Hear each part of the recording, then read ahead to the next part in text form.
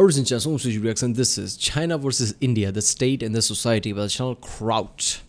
Yeah, state and the society. Yeah, during the 1850s, Karl Marx summarized what became known as the Asiatic mode of production, a theory according to which Asian societies develop economically and politically around cliques of wealthy city rulers exploiting a peasantry. This was an attempt by Marx to force his theory of yeah, so China was, I guess he's going to talk about how China and India's history, how societies were formed. Yeah, I don't know, China's India, both of the, I'm pretty sure it would be really different, right? I mean, we know how, China were basically, all the different factions, different, dynasties came along, right? How they were, emperor based somewhat, while India, I think, was mostly religion based. I don't know. It would be interesting to see what Kraut said. Holy shit, it's a 50-minute video. Yeah, alright. Remember, if you like my reaction, don't forget to subscribe. So, I know which type of videos to react to more. Check out the reaction. There's a link in the description. And yeah, let's watch it. This video is sponsored by Synthetic Notes. Synthetic Notes was created by a software engineer and small business owner called Liam, who works a lot with CNC machines. While working one day, he used a note-taking app to take notes on the various machine parts. He shared these notes with a relative, and later he and his relative noticed that they were getting flooded with adverts for CNC machine parts. He realized that the company that made the free app was collecting data from the notes in the app and selling it to advertising companies. So he sat down and used his skills to make his own app. It is the app you are seeing right here. I use it when making videos to take research notes and to write book lists. And the reason I use this app ever since I got it is because I do not want to get flooded with adverts related to the things I'm researching. When, for example, I'm taking notes on a book that I am reading, I no longer get adverts for a book that I already own. Essentially, by buying this app, you are paying for digital privacy, something that many falsely take for granted.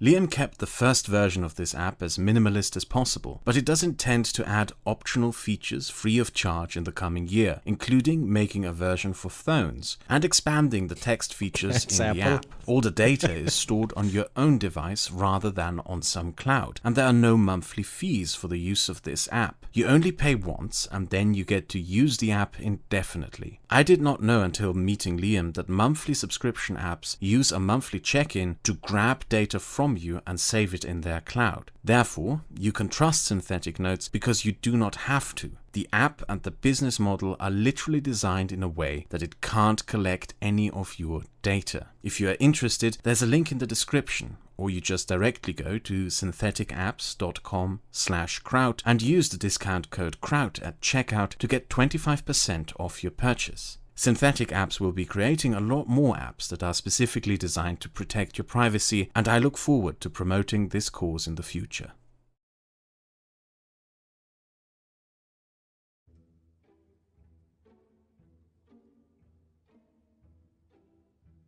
When you read outdated history and political science books, you will sometimes find the term Eurocratic state. This term was used by historians, anthropologists, and political scientists to describe the concept of the state. And the state, in their worldview, was something that Europeans had invented in ancient Greece. But we know today that this is incorrect. The first states were created by someone else, and if we were to use an accurate term, it should be the Sinocratic state.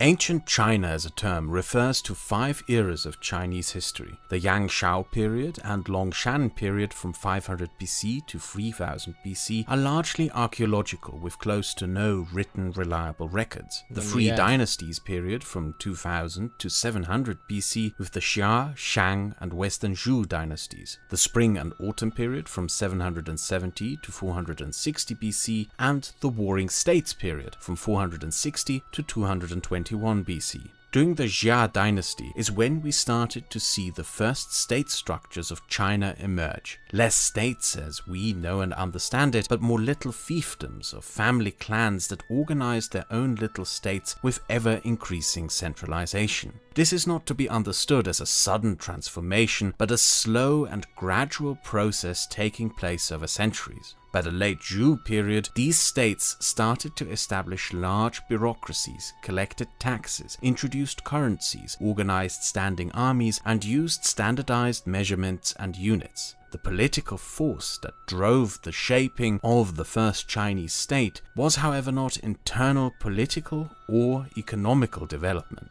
but war.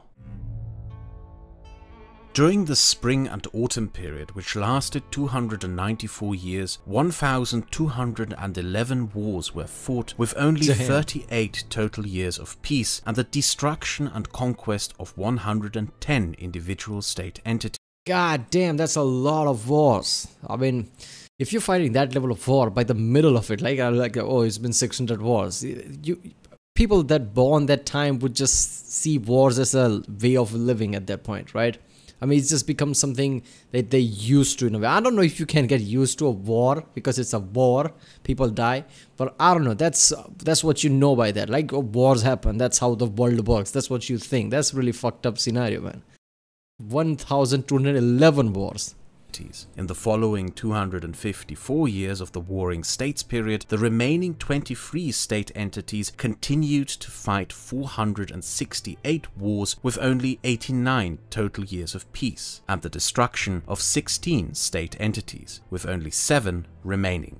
These 548 years of constant war are unique in human history for their duration and the enormous numbers of peoples killed. While Rome was still a collection of huts, tens of thousands were dying in China as ever-efficient state organizations sent standing armies into battles in attempts to dominate over all of China. The way this period shaped China can be almost understood in Darwinian terms of the evolutionary process. Chinese warfare prior to this period had been dominated by chariots whose riders had to fire arrows, an extremely difficult skill to acquire, which resulted in one state opting for easier to train and I mean, if you play a game that has a chariot in it and you're supposed to shoot, you'd know how hard it is. That's a game. Imagine doing that in real life, right? Riding a chariot, there's one guy who rides it, another guy like, okay, I need to know how you ride so I can shoot, for fuck's sake. Otherwise I will miss all the time. Cheaper cavalry instead, gaining with it an upper hand until others adopted cavalry too. In military terms, this led to competition over who could run the most effective yet cheap army, resulting in the invention of conscription, standardized army units, and eventually even the formation of an officer corps of military leaders promoted on the basis of merit rather than family lineage or noble standing. War also affected civil development, in that all these state entities competed over who could run the most efficient state to support their war efforts. States started to tax land and harvests, not on the basis of kin group, but on the basis of land and harvest size. Population surveys were introduced to keep count of potential recruits. Conscription offices established, field irrigation and land management offices established, and just as with the army, a system of meritocracy was introduced that produced state bureaucrats hired and promoted on the basis of merit rather than family ties. Intellectually, the Warring States period produced writers such as Mo Zi, Sun Tzu, Han Fei, Zhun Xi, and Kong Fu Qi, who is known in the West as Confucius, and produced the 5 great classics compiled during the late Zhou dynasty: the Xi Ling, the Li Xi, the Xu Jing, Ai Jing, and Zhun Qi. These intellectuals often wandered between different states and helped structure and build different states while writing their philosophies. Through this, literacy became a cornerstone of Chinese administration and society earlier than in any other civilizations, which created a wealthy intellectual heritage on statesmanship and warfare that would become a national treasure. And Sun Tzu, the most famous guy ever, especially in the memes, right? Say something and just say Sun Tzu says that. All right. Seriously, man, how many people, how many, great men rose up during the hardship years, like wars and shit, right? You hear about lots of scientists, obviously in literature as well here, right? Great men rises up in the bad environment. I guess, when you're suffering through bad environment, you get a perspective, right? There's a saying right now, like, great scientists rising in today is going to be really hard because we have Netflix basically, right? I mean, you need time to just wonder about the world, right? You see the world's heart shape. I guess something clicks in you, but you just sit at your home, you start internet and just watch Netflix. I mean, come on. Is there going to be another Einstein? People wonder that. So yeah, sometimes hard condition really molds a diamond in a way that we can see here. And there's a saying in Prussia, right, that Prussian military has a state or something, like Prussia is a militarized country. China is just million times more than that, I guess, ancient China. Foundation of Chinese education and statesmanship for millennia to come. As these warring states continued to battle each other and weed each other out over the course of 500 years in the process of survival of the fittest, the state that eventually came out as the most innovative and efficient to then conquer all and unify China was the state of Qin. What happened in particular during the late Zhou period is the creation of the first social structures that we can call a state. Entities with standing armies that ruled territory, bureaucracies that collected taxes and enforced laws, systems of unified weights and measurement, and created public infrastructure like roads, grain silos, canals, irrigation systems, courts and dikes. Among these states, the Qin would ultimately succeed in unifying China due to one political development that it enforced the strictest: meritocratic legalism. It promoted and hired military officers and generals on the basis of their record and merit, rather than on family ties. The first unified Chinese state that emerged out of the unification and conquest of multiple smaller states was a strict legalist meritocracy. And even though that meritocracy had succeeded in unifying China, it ultimately came into conflict with another core structure of Chinese society, one that had lost this first conflict of unifying China: the Confucian family. Okay. Faith and caste. Yeah. All right. So China was based on meritocracy. I highly doubt that's how India's gonna come out here. I guess it's all based on gonna be religious faith and caste. We have far less sources to pinpoint and tell the story of early India, since there are close to no written records. What little text we have is religious, from which we do know that the Brahmanic religions played an important role in the creation of the first social structures of India. A society of castes developed, called the Varna. These consisted of the highest priest caste, called the Brahmins, then the warrior and ruler caste, the Kshatris, farmers and merchants in the Vaishyas castes, and servants within the Shudras caste. All of these castes were divided into subcastes called the Jatis, and beneath all of them were the untouchables, divided into Daltis, Hajans, and Pariahs. And therein lies an enormous difference between the political development of China and India. China never had a state religion out of which the political structures of society formed. Things such as the famous Mandate of Heaven were less religious concepts as they were state concepts tied to the Chinese social contract. In ancient India, it was religion that structured society and ultimately political development. The elite Brahmin castes did not hold any coercive military or economic power. Instead, they held the symbolic and metaphysical power over ritual and law. The Brahmins also restricted literacy to their own castes, limiting knowledge of religion and law to themselves. Literacy was important in the creation of the first Chinese state and the creation of states in general. It forms the foundation of bureaucracy and the government order through writing orders. Being the only ones who could read did not only mean that the Brahmins had a monopoly on interpreting religious texts and law, but also meant no centralized state could emerge. And the aristocratic and warrior castes also willingly subordinated themselves to the Brahmin caste. Social and economic... So yeah, I mean, obviously in China, it's all based on merit, right? I mean, if you're able, right, you should rise to the rank, right? Everything is benefit to the state. Well, India, it was basically mostly based on religion, right? Like Brahmin is on the top, right? Lower caste was kind of shunned upon, right? You can't write, you can't teach, or something like that. I mean, that's really fucked up. But a whole thing was based on religion and how religion sees things, right? Like Brahmins are supposed to be the people who, I guess, talks about what God's word is, in a way. I don't know if I am saying that right or whatever, but yeah, like how you're supposed to live life, this and that, based on religion, right? While lower caste supposed to do their own, everyday thing, while Brahmin only has the power to do, basically say this and, give advice to the king and things like that. So it was all based on religion, while China is mostly based on merit, warfare, and things like that. Mobility was additionally severely restricted. If you were born into a specific jati, say a lumber worker, you had to become a lumber worker. You could also only marry someone from a lumber worker family. This system makes the seeking out of further education as well as innovation an unnecessary burden, as any further education outside of one's jati is unnecessary. Many historical material Jati, caste, basically, and all these things kind of restricted you in that way. Right, because this is what this is what God wants, in a way. That's the whole mentality. This is what religion demands, right?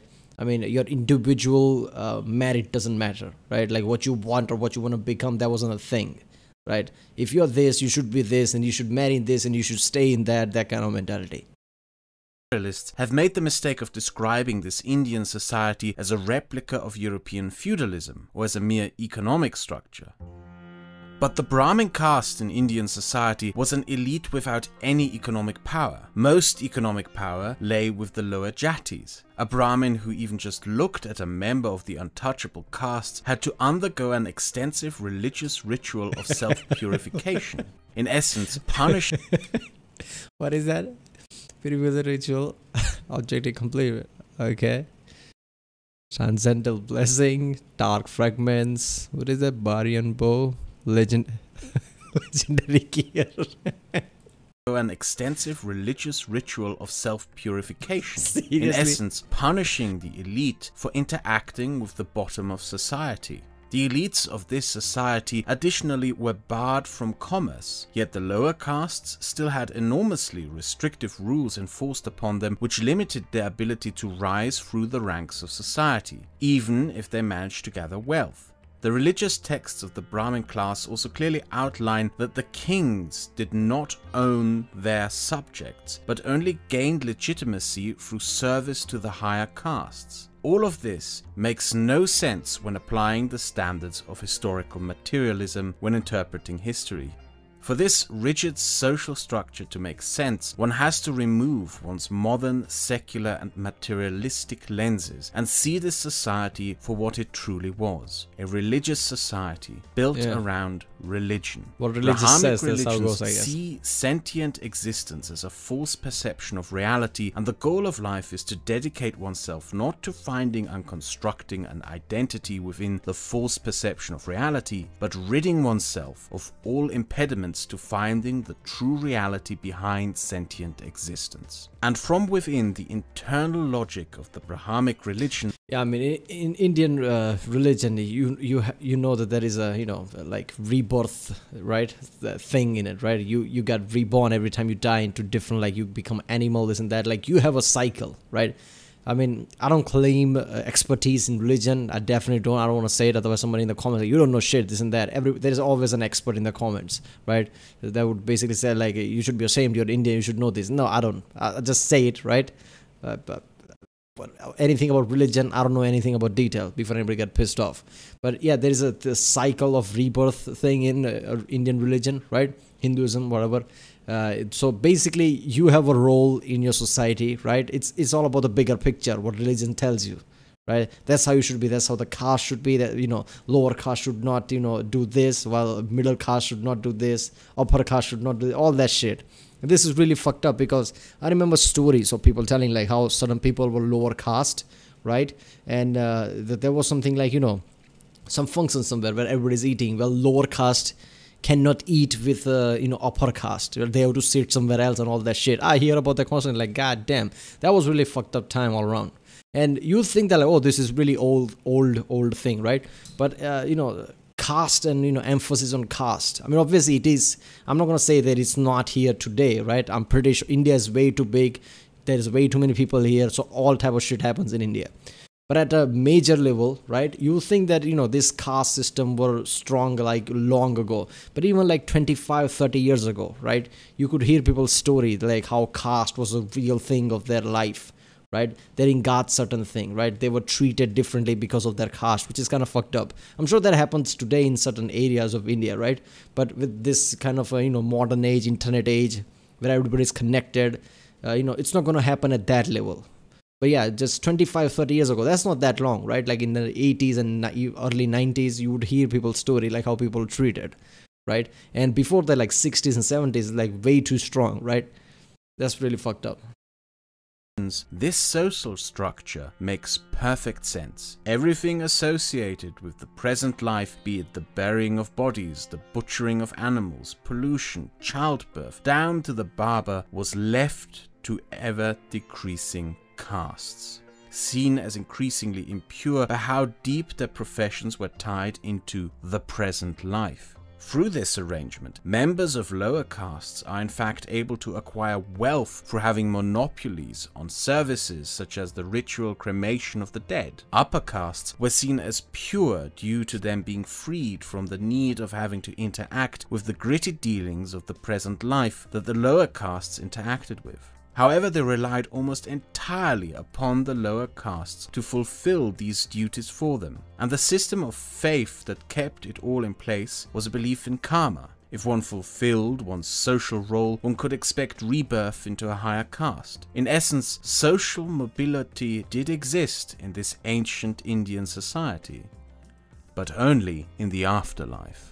The Brahmin castes never centralized around one powerful institution across several princely states like the medieval. When your society basically tells you, like, you're gonna born into a higher caste next time if you work good right now. So everybody has their roles. Do your roles, right?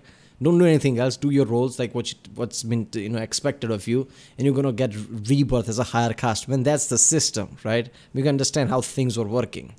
But that's just really fucked up. Basically, wherever throughout the world, religion has been the center of things, right? Things are not going to be like, there's going to be fucked up scenarios all around.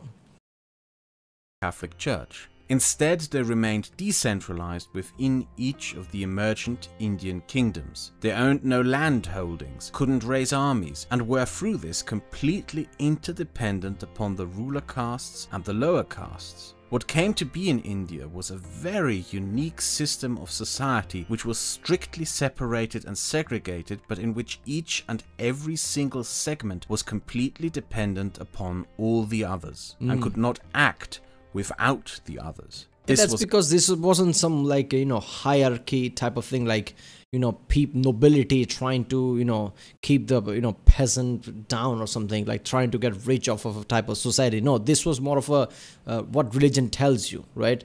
Like, what is your role in this world right now, right? In this life, because there are many lives. That was the thing, right? So Brahmins supposed to do their Brahmin thing, lower caste supposed to do their lower caste thing, right? Lower caste cannot mingle with the Brahmins and things like that. Everybody has their place, everybody has their job. It wasn't to make a upper class richer and lower caste and poorer or something like that. But it was like what religion tells you what your role is. A society with a hierarchy and rules that forced everyone within that hierarchy to cooperate, creating a social dynamic in which the lower castes had substantial leverage and negotiating power, which restricted elites from doing as they pleased. The military structure of these kingdoms strictly reflected the caste hierarchies. Because of this, mobilization of military forces was slow, and military rank was mostly determined by caste or bloodline. New military tactics and modern equipment were shunned. The fact that the Indian kingdoms never adopted cavalry archers, or the fact that they never gave up on using war elephants long after they were rendered ineffective by pikes, horse archers and gunpowder, or modernized its military structure into a merit-based system. How did British came here and took over, I wonder? Is why India was unable to defend itself from Greek, Persian, Hunnic and Islamic invasions in the coming centuries. But it also meant that internal expansion by individual Indian states was limited. Unlike China, India didn't form a unified or centralized political entity in its early history. Revenge of the Family. That's heavy. The Qin dynasty was very short-lived. Over the course of the previous 500 years, the Qin state united China, but its dynastic empire only lasted 20 years. The Qin had built a legalist state with an efficient meritocratic bureaucracy that circumvented family lineages in favor of those with the best record. It split the land into prefectures and appointed governors based on merit, while trying to break apart the entrenched family lineages and aristocratic structures of China. Over the course of Qin rule, over 100,000 families were displaced from their land and deported to faraway regions in attempts to break up lineages. It standardized the written and spoken language throughout its domain, thereby creating the foundation of what would become China. The Qin emperor then ordered the burning of all Confucian philosophy and history books in an attempt to crack down on the ideas forming the traditional family hierarchies. This, in part, is why Confucian scholars wrote so negatively about the Qin. The Qin introduced an incredibly strict code of law in an attempt to expand and cement their strict meritocratic legalism all across China. One of these laws punished being late with death, and when an army commander in 210 BC noticed he was going to be late and realized that the punishment for being late was the same as the punishment for rebellion, he decided to rebel. I mean, no shit. Okay, you know what? This is the worst. This asshole made me wait. You know what? New law. Anybody who's late is gonna die. That's it. This is ridiculous. I mean, it's something is not, made because of common sense, right? You know that's gonna backfire really badly. Like, just being late, you're gonna die. No shit. Somebody's like, okay, if I'm going to die, that's it. My back is against the wall. I'm gonna do whatever I'm gonna do. I'm gonna die anyway. So yeah, rebellion gonna happen. Rebellion turned into an uprising that brought down the Qin and replaced it with the Han dynasty. Let's stop there for a moment, because there are two very important things you should learn from this. First is why early state formation makes China unique. This is an aspect that many people outside of Asia overlook or even have trouble understanding. When the Qin collapsed and the Han took over, the Han continued the empire rather than have China divided up into separate kingdoms again. And this is how China would continue throughout the next 2,000 years. Yes, it did on occasion fall apart into warring states, but those conflicts were civil conflicts over who should rule a united China rather than wars of dissolving China. China as a state, social contracts, society and political construct has continuously existed for 2,000 years. One could even say 3,000 years. There is no other society who can claim this. Yes, you get occasional claims to the past. The French claim their ancestry from the Celtic Gauls, and the Iranians claim ancestry to the Achaemenid Empire, but those are claims of cultural heritage, not claims to a continuous social, cultural or political structure. France did not exist 2,000. So you're saying Byzantium were not Romans? Okay. Like what was that? What account? Russian? There was a Russian Tsar who said that we are the next Romans or something. Years ago. It barely even existed 1,000 years ago. Iran as a nation-state is a construct of the 19th century and has undergone numerous transformations in political and social structure in the last 3,000 years. Compare the history of China throughout the last 3,000 years to that of Europe and you will see what I mean. The political structures, state and social contract developed in China were so resilient and strong that they lasted almost unchanged throughout 3,000 years of social and state continuity, to a degree even to this very day. To illustrate how special this is, imagine the Roman Empire had never split up and stopped existing. Imagine it still existed today and dominated over Europe, the Middle East and North Africa as one singular political and cultural entity within a... That would be so fucking cool, right? Roman Empire being alive, not just alive, being one of the dominating bodies of Europe. I mean, what would World War would have happened? Or would have World War happened much earlier? Who the fuck knows?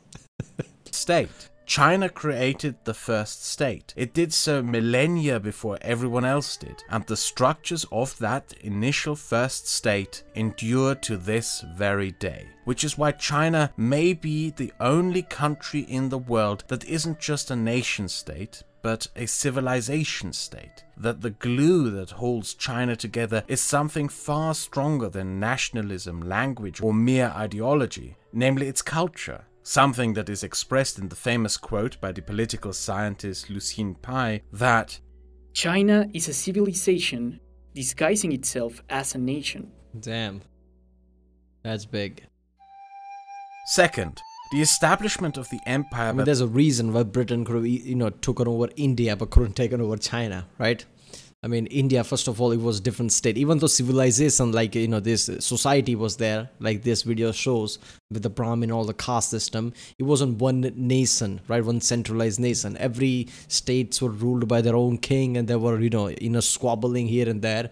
So it was much easier for Britain to just divide, conquer, and take over the place, while it was really hard to take over China, so they couldn't do it. By the Qin, its collapse and its subsequent continuation of the empire by the Han reinforced a continuation of a political conflict over structure that in many ways endures to this day. The conflict between the state and family, or patrimonialism against meritocracy, or legalism versus Confucianism. Ancient China under the Zhou period had been structured in family lineages under traditions that were eventually formulated into Confucianism, a code of conduct by which a functioning family and patrimonialism stand at the center of a society to ensure social harmony. In the Confucian society, the state and its laws are merely tools of assistance to an emperor who, through the moral upbringing by family virtues, should already have the sound reasoning to govern well. The only checks and balances on the emperor's power were not institutional ones, but moral ones. The emperor could lose the mandate of heaven if he governed badly. The mandate of heaven was not a religious concept, but more of a social contract. The idea behind it was that an emperor could lose the right to rule if he was unable to provide harmony to the empire, i.e. the mandate of heaven. Consequently, rebellion to re-establish the mandate of heaven was justified. The Qin, however, created the legalist state envisioned by Shang Han and Han Fei. In this state, so what you're saying is China basically used religion into their own state and power in a way to keep things stable, right? If an emperor is bad, you could use the religion like mandate of heaven to basically overthrow, right, by rebellion, which is kind of opposite of what happened in India, right? This is somewhat similar to how it worked in Europe, where Pope is supposed to give blessing to the new king or some shit like that, right? I mean, there's a certain period, right, especially with the Holy Roman Empire around that time, where Pope was becoming more like a businessman, right, more of a business than religion, because Pope had power to, claim somebody is king and somebody is not Christian, or God is angry with them or whatever. What mattered was merit, education, record, and not the family. The law was not merely a guideline, but a strict code of conduct for everyone. It emphasized education in school within institutions of learning and the reliance upon state bureaucracy to serve the state for a greater purpose. Those who rule ought to prove themselves worthy of rule through merit, and that idea of a strict meritocratic state with a well-educated and efficient bureaucracy very much endured after the Qin, and is the guiding principle of Chinese statesmanship, and the main obstacle to Chinese family patrimonialism. These two political concepts remained in competition with each other over the question of how China should be governed for centuries. The Han dynasty kept the empire, it kept its institutions, but Confucianism made a huge comeback under the Han. The bureaucracy of the Han state was dominated by Confucian bureaucrats, who did not seek to merely exercise the raw power of the state, but were custodians of family lineages and moral traditions. The central government was increasingly institutionalized to facilitate things such as better tax collection and civil control of the army, but the Han state did not standardize all of China into a unified and standardized system of governance, permitting localized rule rulers through family lineages and traditions to remain. The result was that the centralized state increasingly resembled what we today would call a modern bureaucratic state, but regional governments away from the capital, Luoyang, remained on occasion almost tribal. In a way, the Qin dynasty had pushed its state-building project too far into centralization, thereby disrupting patrimonial regional elites who then rebelled. But the Han then drove their state-building project too much into the opposite direction, weakening the central state into being unable to face off against regionalized patrimonial elites. The Han dynasty ended up collapsing into the famous Three Kingdom period. That period, in many ways, was a collapse back into patrimonial family power structures, as China collapsed into warring states governed by family clans rather than by meritocratic institutions. This struggle and structure of feuding family clans continued until China was reunited by Zhang Yilang and the founding of the Sui dynasty.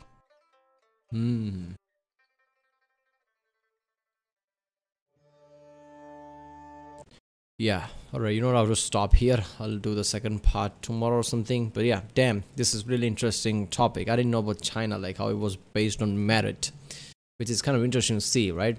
I mean, for states' benefit, right, it was based on merit, while in India it was based on, I guess, religion, right? Your whole life basically was seen as a role in the world before you die and get reincarnated as somebody else. So it was all based on religion in India, which is kind of interesting. So India was never one centralized thing, right? Until the British left, basically, until the 1947. It was all the different state, but society was there, obviously, with the, you know, the caste system, this and that. But they were all, you know, there was no one central thing like how it was in China, which is interesting. Right, well, that was China versus India, the state and the society by channel Crowd. If you like my reaction, don't forget to subscribe. So on which videos to react to more. I've done a few Crowd video already. If you haven't seen them, check out the link in the description. There you'll find it. And yeah, I'll see you next time.